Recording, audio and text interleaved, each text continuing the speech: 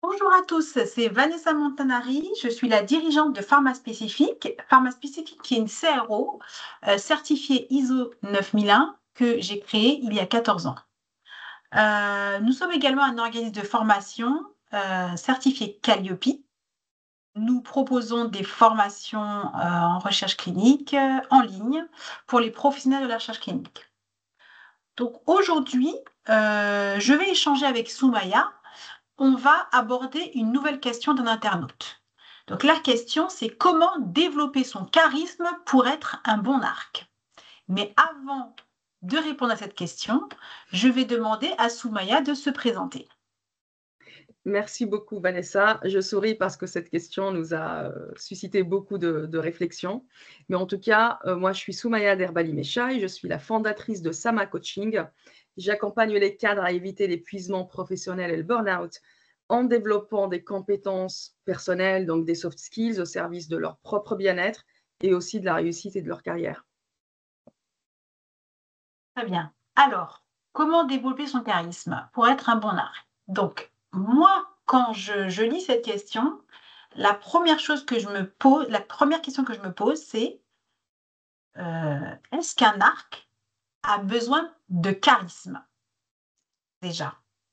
Soumaya, à ton avis, est-ce qu'un arc a besoin de charisme? Je dirais non.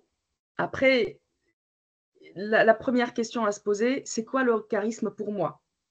Et après, je peux répondre à la question. Donc, pour moi, le charisme, comme je te disais tout à l'heure, c'est une personne influente qui remplit l'espace, qui est vue, qui est écoutée. Et ça, on n'a pas forcément besoin de charisme et d'influencer, d'impressionner les autres pour être un bon arc ou être tout simplement arc. Donc, en cours, je dirais non, il n'y a pas besoin de charisme, il y a besoin d'autre chose par contre.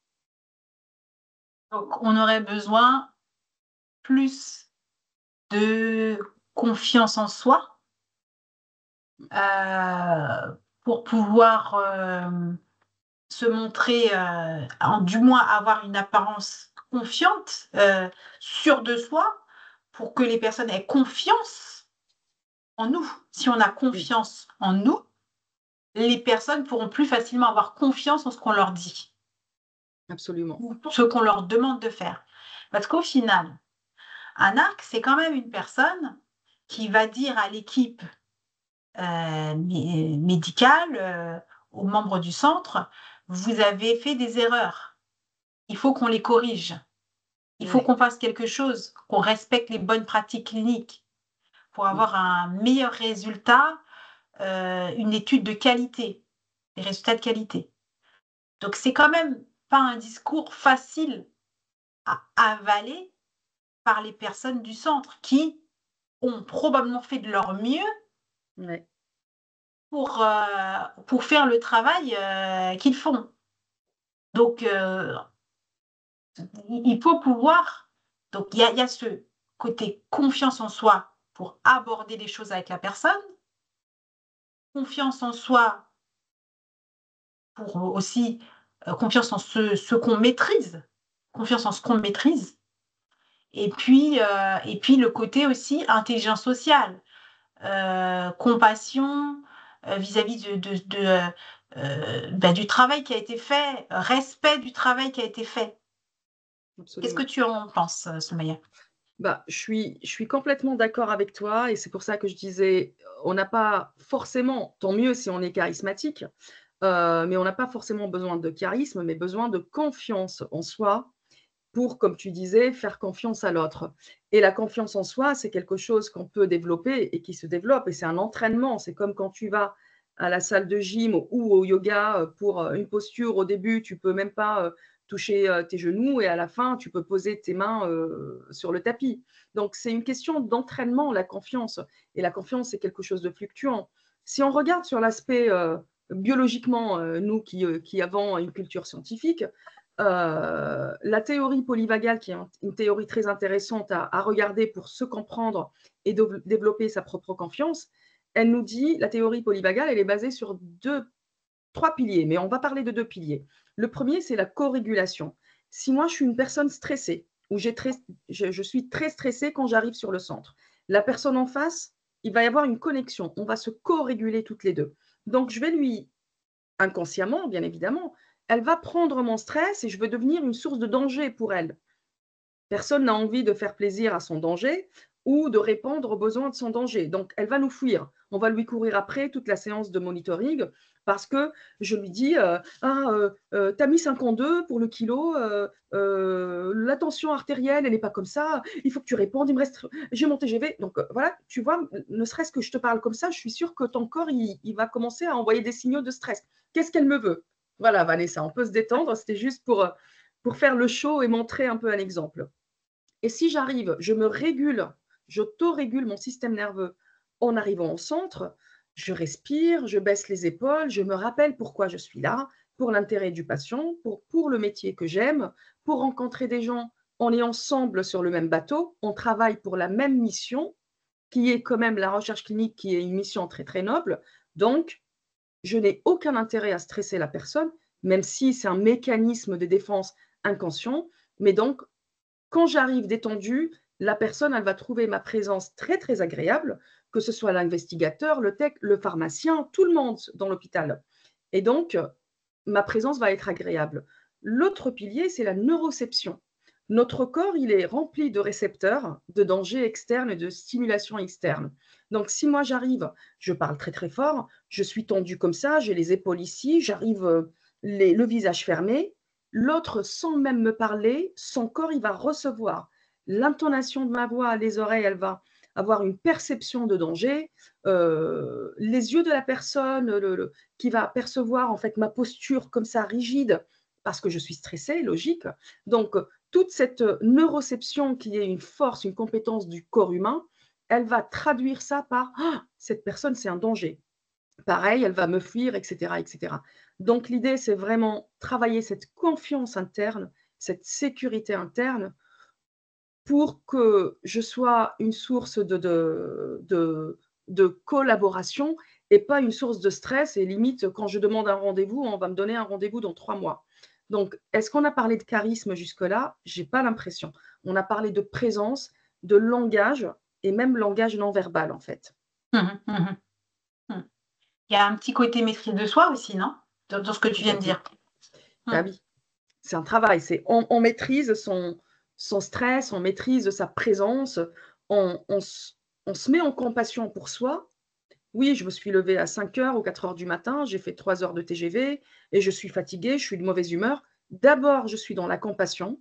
C'est logique, Soumaya, que tu sois dans cet état parce que c'est fatigant de se lever tôt, c'est fatigant de faire son rapport de monitoring dans le TGV, de rentrer à pas d'heure, de prendre les transports. Une fois que j'ai accepté et que c'est normal d'être fatiguée, maintenant, j'apporte des outils pour m'apaiser et pour me mettre dans un mood différent qui va être à mon service et du coup au service de l'étude clinique et au service des gens avec qui je travaille. Mhm. Est-ce qu'il y a des outils que tu utilises en coaching pour aider les personnes sur cette confiance en elles, donc du coup, c'est pas forcément nécessaire de développer un charisme, mais développer une confiance en soi et une maîtrise de soi. Comment tu peux aider enfin, tu aides les personnes, par exemple? Alors, je vais donner un outil parce qu'il y a tellement d'outils et je pense on peut avoir beaucoup d'informations sur Internet, mais tout le monde n'est pas compatible à tous les outils qui existent pour réguler son système nerveux et augmenter sa confiance. Mais je vais donner un outil que moi-même j'utilise à chaque début de séance. Parce que quand on passe d'une action ou d'un événement à un autre dans sa journée, on embarque le corps, l'esprit, le cœur et tout le monde est la tête dans le guidon. Et on peut faire un exercice qu'on appelle c'est un exercice somatique, donc on implique le corps. Il s'appelle l'orientation. Donc, quand j'arrive, par exemple, dans le TGV, j'ai couru, j'ai failli rater le TGV, j'arrive, je vais m'installer et je m'oriente dans l'espace. Je suis assise, je sens que mon corps il est en contact avec le siège, je regarde autour de moi, j'entends et j'écoute ce qui se passe autour de moi. C'est ramener tous mes sens dans l'espace et le temps où je suis. C'est être ici et maintenant, tout simplement, en parlant autrement. Donc, comme ça, parce que des fois, j'ai le corps à un endroit, mais l'esprit, il est encore en train de courir pour pas rater le TGV. Donc, on est en dissociation presque. Ensuite, quand j'arrive sur… Donc là, je vais rassurer mon système nerveux et le ramener ici et maintenant. Ensuite, je vais arriver au centre. J'ai couru pour avoir un taxi ou peut-être pour prendre le tram ou j'ai dû chercher parce que l'hôpital, le CHU, il est immense, donc je me suis perdue. J'ai un rendez-vous avec l'investigateur que j'attends depuis 2 mois et il me reste que 5 minutes pour traverser le parking, etc., etc. Ça me prend 1 ou 2 minutes. Avant de rentrer dans le bureau de l'investigateur, je me pose, je regarde le plafond, le sol autour de moi. Je peux toucher mon corps. Je me ramène ici complètement, tête, cœur, corps. Et pas ma tête, elle est encore en train de chercher mon chemin dans le parking et mon corps, il est là. Donc, encore une fois, je suis dissociée. Rien que ça, et bien sûr, se toucher, masser l'arrière de son crâne, il y a beaucoup, beaucoup d'exercices d'autorégulation, mais en tout cas, l'orientation est très, très, très efficace pour qu'on soit en entier ici. Tout le corps et l'esprit sont au même endroit et pas, on n'est pas éparpillé. Et ça peut aider dans sa présence. Soupirer, exagérer le soupir en fait pour détendre et faire sortir la pression. Parce que plus je rallonge le soupir, plus je masse mon nerf vague et on sait que le nerf vague, c'est le nerf frein. C'est le nerf qui calme, c'est le nerf qui est responsable du ralentissement de la physiologie. Donc, là, mon nerf vague, il se détend. Et tu vois, même inconsciemment, c'est pas inconscient, c'est physiologique, je ralentis la cadence de mes phrases. Je parle plus lentement parce que j'ai détendu mon nerf vague et ma physiologie ralentit. Donc voilà, tout simplement, c'est se toucher, être présent, donc faire l'orientation et respirer correctement, respirer consciemment plutôt. D'accord. Ça fait ce type d'exercice de concentration, de méditation, ça fait partie de ça, en fait.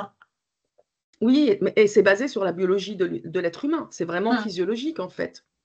Comme on dit dans la théorie polyvagale, c'est pas magique, c'est physiologique. On est vraiment dans le corps. Ok, bah écoute, merci Soumaya pour tes précieux conseils. Si vous avez des commentaires, des expériences, des conseils également pour pouvoir, alors, peut-être être pas forcément charismatique, mais être en tout cas plus confiant, avoir plus de maîtrise pour être un bon arc, mettez vos commentaires en dessous de la vidéo. Merci Soumaya et merci à tous de nous avoir suivis. À bientôt. À Au bientôt, revoir. merci. Ciao. Au revoir.